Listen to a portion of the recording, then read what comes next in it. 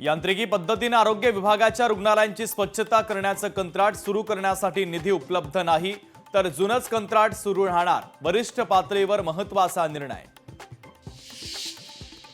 धनंजय मुंडेंचा उद्याच राजीनामा होणार. करुणा मुंडेंच्या फेसबुक पोस्टमुळे राजकीय वर्तुळात चर्चांना उधाण.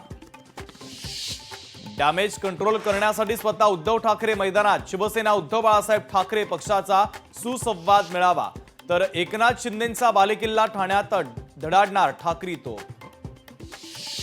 85 वर्षांनंतर परिवहन विभागाला मिळणार 4 मजली प्रशस्त इमारत. मुंबईच्या वरळीमध्ये मुख्यमंत्री देवेंद्र फडणवीसांच्या हस्ते परिवहन भवनाचं भूमिपूजन होणार.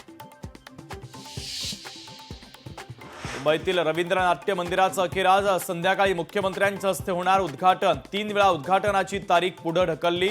कलाकारांनी व्यक्त केली उद्विग्नता. राज्याचं अर्थसंकल्पीय अधिवेशन उद्यापासून. आज चहापानावर विरोधक बहिष्कार टाकण्याची शक्यता. तर विरोधक लाडकी बहीणसह राज्यातील कायदा सुव्यवस्थेच्या संदर्भात सरकारला घेरण्याच्या तयारी.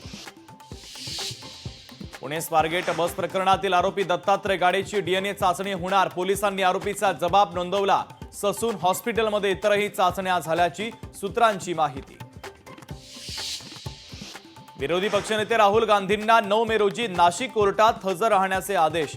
2022 साली स्वातंत्र्यवीर सावरकरांच्या विरोधातील वक्तव्याच्या प्रकरणी दाखल याचिकेवर कोर्टाची नोटीस. चंद्रदर्शन झाल्यानं पवित्र रमजान महिन्याला सुरुवात. मुस्लिम बांधवांचा महिनाभर रोजा, त्यानंतर होणार ईद साजरी. आणि चॅम्पियन्स ट्रॉफीमध्ये टीम इंडिया आणि न्यूझीलंड आज आमने सामने. ग्रुप स्टेजचा शेवटचा सामना. टीम इंडिया विजयाच्या निर्धारानं मैदानात उतरणार.